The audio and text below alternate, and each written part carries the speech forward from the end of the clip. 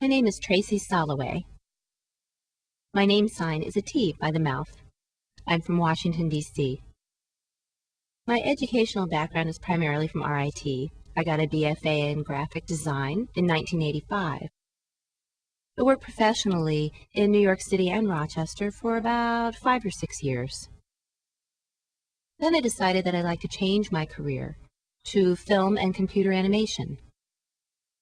From 1991 to 1995, I worked on another degree from RIT, and I received my Master in Fine Arts from RIT.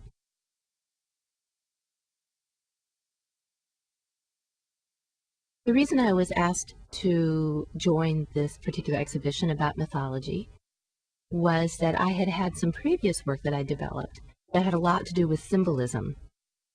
But this was in a 2D format, flat artwork, you might say. So now I was faced with coming up with a different filmic approach. First I thought about hiring professional actors, and then I could scout a location and a setting. But time really didn't permit me to pursue it in that way. I wanted to do stories and mythology somewhat like a Walt Disney technique, filmically, like Snow White and the Seven Dwarfs or Cinderella. I realized that it wasn't going to be possible to do it in that particular way. I asked a couple of storytellers, professional storytellers, to collaborate with me.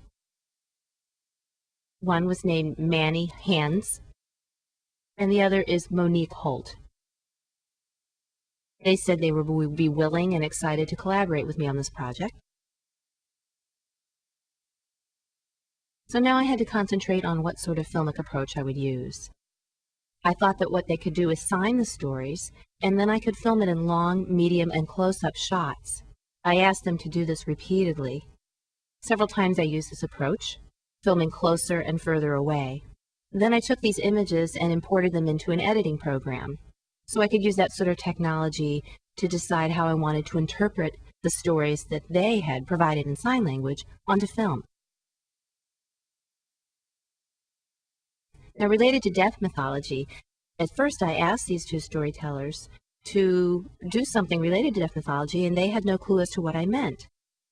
So I showed them some research and some paperwork about deaf folklore and ASL storytelling. And they had never seen this sort of thing before. Well, actually, I should say they had seen it. They'd seen this sort of work, but they had never performed it themselves.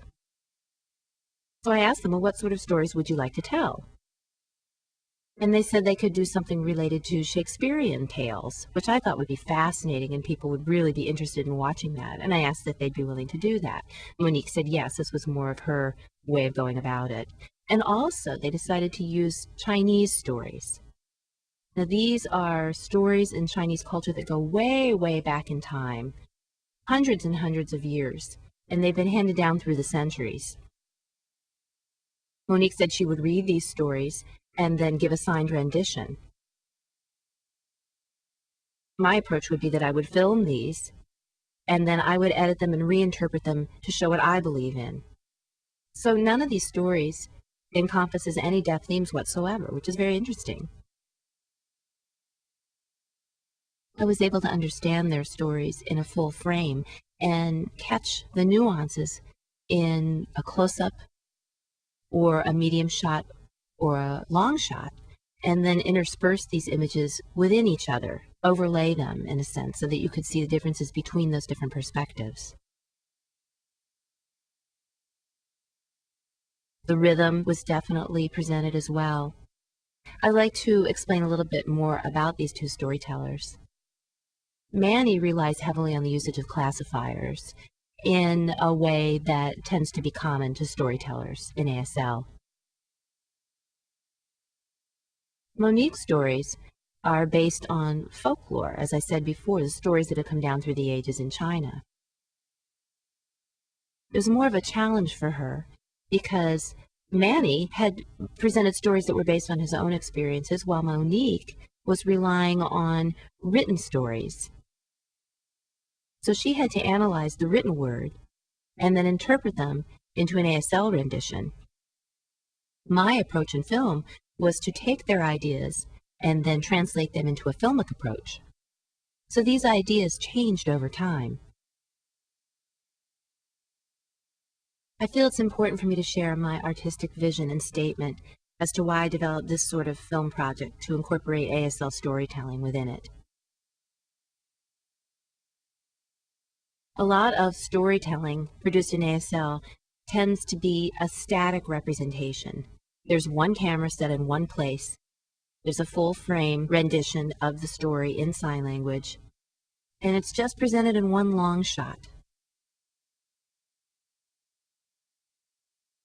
The experimental nature of how I've developed my film representation is an attempt to capture different shots, close-up, long shot, medium shot, and I analyze how the hands move. For example, the sign to show something galloping, an animal galloping or running.